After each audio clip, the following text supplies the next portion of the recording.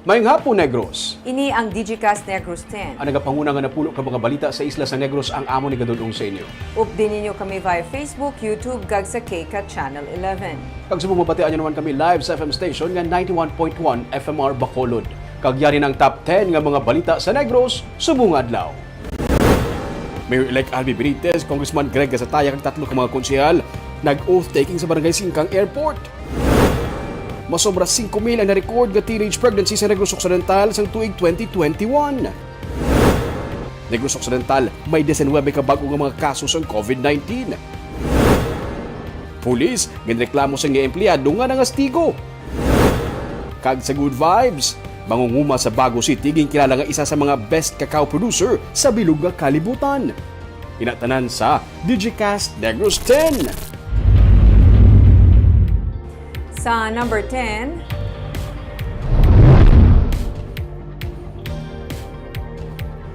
Bacolod Mayor-elect Albi Benitez ginaduso ang pagpakaayo kag pagpatahom sa merkado sa Bacolod agud to makabulig sa paghatag lugar sa mga sidewalk vendors sa syudad.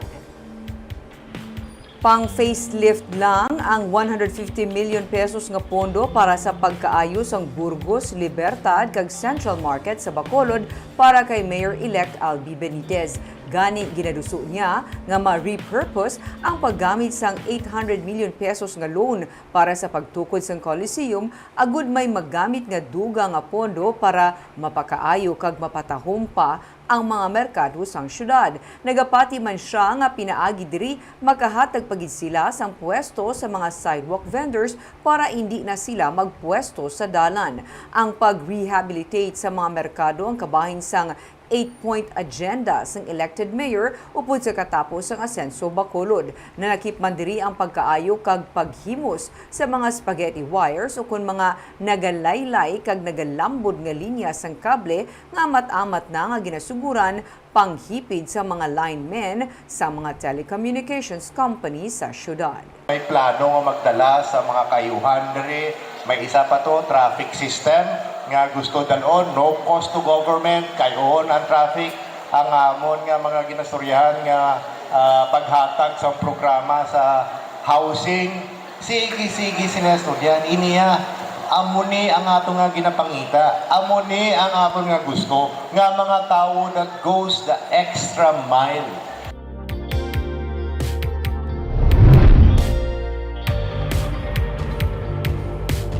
Sa number 9, pati mga barangay sa karon nagahimo na sa mga tikang agud tumapungga na pagdamo sa dengue cases.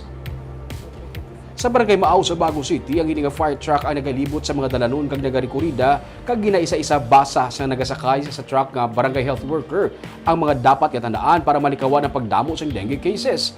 Nagpwesto ang fire truck sa crossing mining kung saan madamo ang mga nagabaligya o kung madamo sa baligyaan kag may mga pumuluyo nga nagapamati.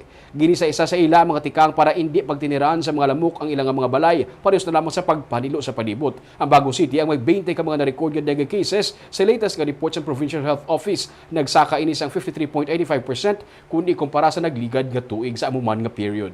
Pwede lang kita ka-talking kung may dengue outbreak o kung may madamo nga kaso sa dengue sa inyo lugar. Aton kin malikawan ang ini nga masakit kung kita magalimpyo permis ang aton panimalay kag palibot.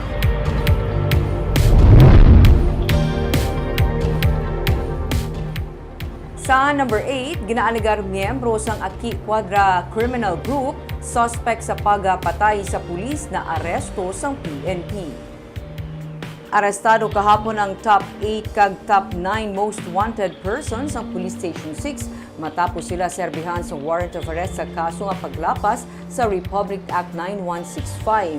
Ang mga gindakop amo Sanday Lloyd Martin Lopez kag Glenn Descutido. Sunod kay Major Leo Estopa, ang hepe sa Police Station 6, ang gindakop nga si Lopez ang ginaalagar miyembro man sa Aki Quadra Criminal Group.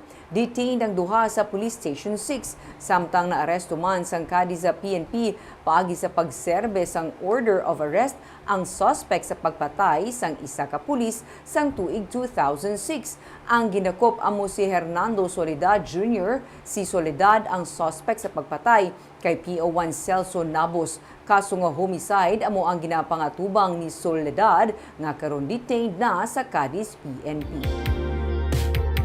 Sa number 7,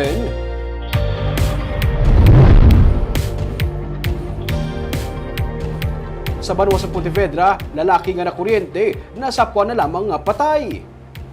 Patay na sa masapuan kahapon sang aga sa talamnan sa Barangay Burgos sa Pontevedra ang 49 anyos nga si Ray Osiliada matapos ginpatihan makuryente. Martes pa ulihi nga naghalin gikan sa ilang balay si Osiliada apang wala na makapauli. Nasapuan ini kahapon nga wala na sang kabuhi kag siya nagauyat sa metal wire nga naangot sa live electricity kung sa diin siya ginapatihan na kuryente.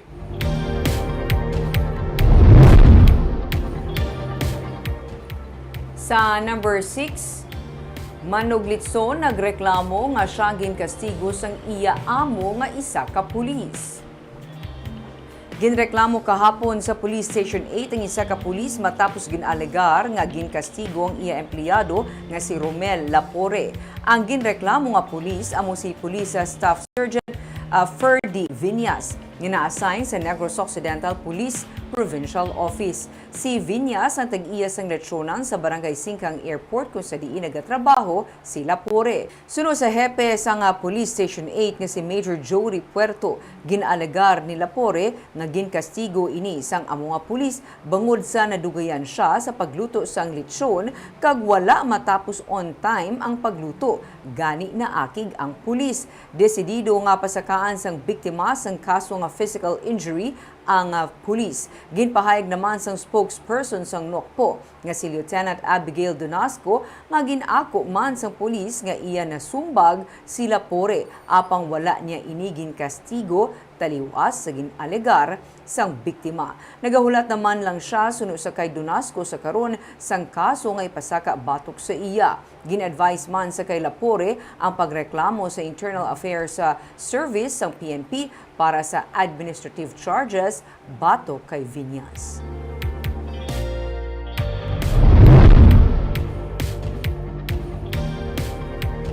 Sa number 5, sumugod sa Hunyo 1, igalif na sa Negros Occidental ang pagpatuman sa curfew.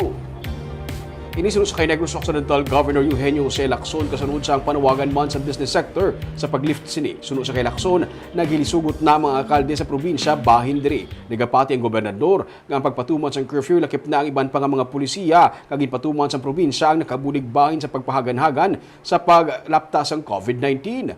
Kadungan man sang Hunyo 1 ang pagbalik naman sang 5-day work week sa gobyerno probinsyal, pati maan man sang amat-amat nga pagbalik sa normal. Well, there's this time it's more of the clamor, no? Especially from the business sector, that it's about time that we lift the curfew. I'd like to think that all our policies contributed, no, to the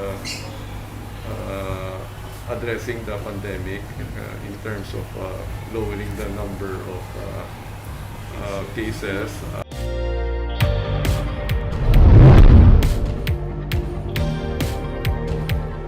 Sa number 4, mga resto bar owners ang nagalaom nga makabawi na sa negosyo karon nga na-lift na ang curfew sa syudad sang Bacolod. Kung sang nagligad las 12 pa lang sang tungang gabi, serado ang mga resto bar sa kilid Sendalan Lacson. Pero karon masako na sila nga nagapanghimos matapos ginkakas na ang curfew sa syudad. Ginsiling ni Rose Ann Alon, isa sa mga nagaobra sa The Palms, nga bisan paano magdamo-damo na ang ila customer kag madugangan man ang ila masami, mabaton nga tip. Sa handom nga makabawi ang ekonomiya karon nga manubo na ang kaso sa COVID-19 kag mataas ang vaccination rate, ginmando ni Mayor Evelio Lunardia nga i-lift ang curfew kabahin sang pagpahalog sa mga restrictions. Para naman kay Dr. Edwin Miraflor, ang OIC sa City Health Office, dapat kuntani magpadayon ang curfew agud mapunggan ang posible paglaton sang virus. Pero nagapati man siya nga importante man ang pagbukas ng ekonomiya. Pangabay niya lang sa pagbukas o kung pagkakas ng curfew, madamo man ang magpabakuna, ilabi na para sa unang nga dose ang booster shot, agud mapanubo pa ang daily COVID-19 attack rate sang syudad. Pagid sa rin magdamo, pagid balahaw. Ay, siyempre, why na curfew mo? Ito yung tao ya, maano gina iya. Madagsa pag gina yung tao ya. Kaya naligadaan, wala. Ito naligad pag pandemic, kabala. Doon naanogid, nabaldagid.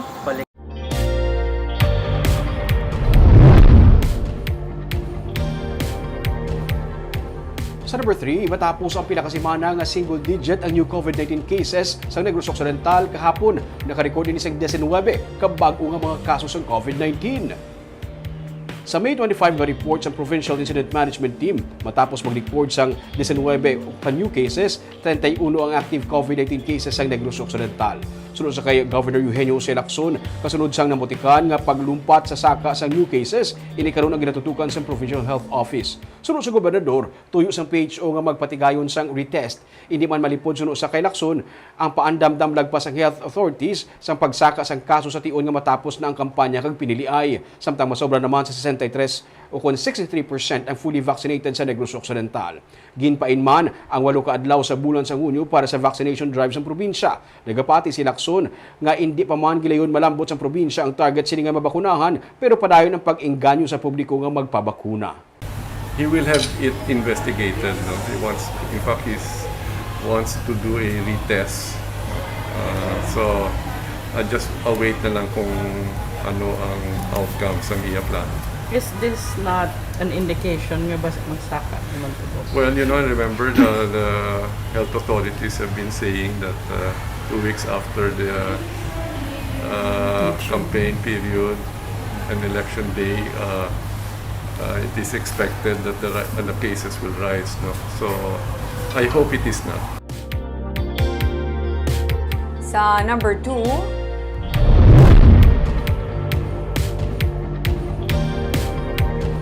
may masobra sa 5,600 ka teenage pregnancy ang na-record sa Negros Occidental sa tuig 2021.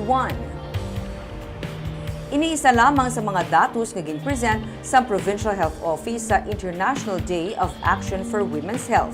May 144 ka pregnancy nga na-report sa mga nagapang-edaron na pulo tubtub 14 anyos. 5,476 naman sa mga 15 to 19 years old.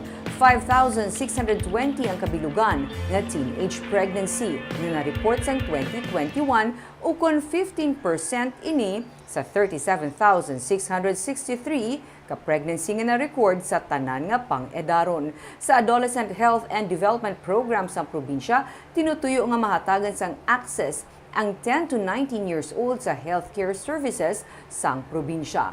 Dinapit nga bisita si Governor Eugenio Lacson sa programa nga ginsakdag para sa International Day of Action for Women's Health kung sa diin iya ginhaylo ang mga kababainhan nga dapat mapangapina nila ang ilang nga ikaayong lawas. Lakip man diri ang commitment sang probinsya nga matib-ong ang kinamatarong sang kababainhan kag madula ang diskriminasyon. Kadungan man sa programa ang pagpatigayon sang libre nga blood pressure taking kag blood sugar testing, kasubog man uric acid kag hemoglobin testing kag COVID-19 vaccination. Kag sa numero 1 sa mga balita, subong adlaw.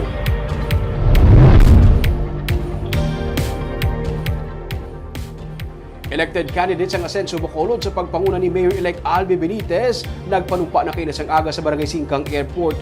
Emosyonal naman nga nagpasalamat si re-elected Congressman Greg Gasataya. May report si Nico Delfin. Kagabilang na desisyonan sang katapos ang Asenso Bacolod nga magbalik sa Barangay Singkang Airport para sa oath-taking ceremony. Gani wala man sila maglaom nga mapuno sa ilang mga supporters ang Don Jose R. Torres Elementary School Gym. Amol nga kami, wala kami nagpa-plastic sa tao. Which is why, kung ano ang makita nyo, amo na ang among ginihimo. Kay punong Barangay Rusini Distrito, nanumpa si Mayor-elect Albi Benitez. And I impose this obligation upon myself voluntarily, without any mental reservation or purpose of evasion. So help me God. Congratulations, Mayor Albi Benitez. Nagsiling si Benitez nga sa Barangay Singkang Airport siya nakakuha sang dako nga margin of votes gani upod sa katapos ang Asenso Bacolod, nagbalik sila para magpasalamat. Barangay Singkang, wala kamo nagsala. Ini ipakita naton kag mabatsagan nyo man nga ang inyong ginpili nga mga kandidato amo ang maubra para sa inyo. Nanumpa man sanday re-elected councilor Simple Distrito kag elected councilor Vladimir Gonzales kag Jason Villarosa. Kaupod nila si re-elected Congressman Greg Gasataya nga emosyonal nga nagpasalamat sa pag-upod sa panibag-o nga partido. Na tao manalipay ang ako na saw. Because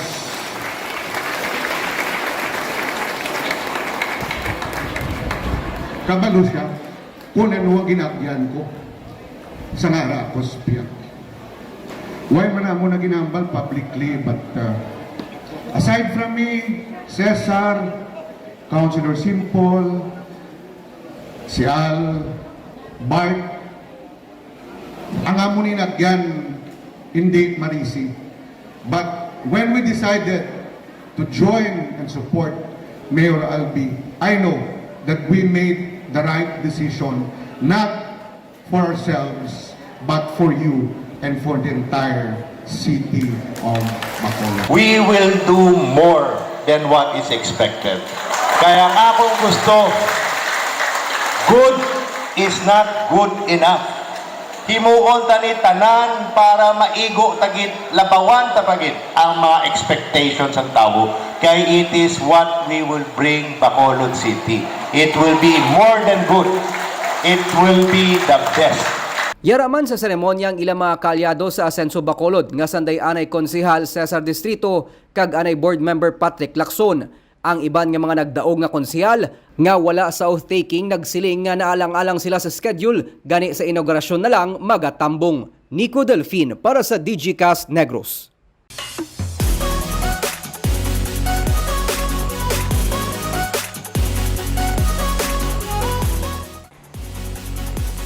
Sa Good Vibes, manguhuma sa syudad sang bago ginkilala nga best cacao producer sa bilog nga kalibutan. Ang kalidad sa iya nga cacao amo ang kalidad sang cacao nga ginapangita sa mga chocolatiers. May report si Romeo Subaldo.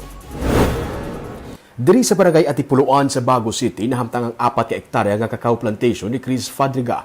Masobra sa 4,000 ang iyang mga mother plants ang cacao nga may criollo kon white beans nga ginabuto. Isa ka di kalidad kag jutay na langid nga species ng cacao nga nabilin sa kalibutan. Heirloom cacao ang tawag diri. Gindala diri sa aton sa mga Mexicans sang una. Ini sa karon ang natawag nila nga Filipino aromatico. Nagsabit siya sang bean samples para sa 2021 Cocoa of Excellence sa Paris, France sa nagligad nga tuig. Sa 256 ka mga cacao samples nga ginsubmit gikan sa 50 ka mga pungsod. Isa ang cocoa bean samples ni Fadriga sa mga gitagaan sang Gold Award. It's meant to say na we still have the old heirloom cacao that is superior in taste and aroma. So for our future chocolatiers, if we intend to produce chocolates, I think that would be a great opportunity for Filipino chocolatiers. Maisa man ka taga Davao ang itagaan sang gold kag isa pagid ka silver. Pero hindi chocolates o kuntableya ang iyang ginaproduce kundi nagapropagate pagid siya sang dugang nga mga puno sang cacao gikan sa mga mother plants, nagakuha siya sang sayon kag ginapadamo pagid. Kay tungod nagabunga na gid man ang mother plant, nagahimo man sila sang tableya pero hindi for commercial production. Nagabulig siya introduce sa mga mangunguma sang cacao para mas madamo pagid ang magtanom sini. Kada kuhabi kuno sang demand sang cacao kag ang ari diri sa aton nga sahay sang cacao ang ginagamit para sa artisanal chocolate making sa Japan, Belgium kag France, mga kilala nga mga pungsod nga nagaproduce ng chocolates. There's a big demand for that. In fact, this belongs to a niche market. The cacao that we're trying to grow is not a commodity cacao. There's 2 types of cacao beans that you can produce. Majority is growing it for a commodity that is being exported. But this is bought by big national companies. But this heirloom cacao that we are trying to grow are really for chocolate making by artisanal chocolate makers. Dugang pa niya, Ari na sa ato ng resources, kulang na lang gid ang mga mangunguma nga magtanom sinikag ang market, nagahulat na lang ang makaproduce ang Pilipinas sa di kalidad nga cacao beans. Ano sa ato ng resources tanan? Yes, Kailangan lang kita i-grow ta ipalab. Yes, padamuunta lang na siya, and when I have said let's plant them and they will come. The market is waiting. Waiting na lang. Is waiting. In fact, ang mga chocolatiers who were asking for it, we wanted it yesterday, kuno. Ganit nagabulig siya sa mga community sa pagpaintsindi sa mga mangunguma kung ano ka promising ang magtanom sang kakao, ilabi na ang Filipino aromatiko. May mga nagasugod na kag amat-amat na sa karon nga nagadamo ang nagaka-interest diri. Barb, after to pagkadto ko sa iya nga cacao plantation, gusto ko man mabakaluta ang mananom kakao. Kaya ang opportunity ka damo, isang opportunity para sa mga cacao growers. Grabe, binuga panumdum ang kuya nga ano gid ayhan nga kalidad ang ginapangita ninyo. Oo. Kag Rare na ako ng Barbara, nakita din nila rare, halin pa na sa Mexico sang una. Wow, proud kita mi. Diri sa next Imagine, word, diri sa Negros Occidental. Gani. Kagabay itong mga balita sa Negros, subunga adlaw. Kay man sa panahon karon importante nga may ihibalo ka sa nagakatabo sa imo nga palibot. Pero dapat balanse kag eksakto ang mga impormasyon. Padayon kami nga magapangalagad sa Negrosanon. Ako si Barbara Mijares. Tubtub sa buwas, ako naman si Romeo Subaldo, mayong hapon.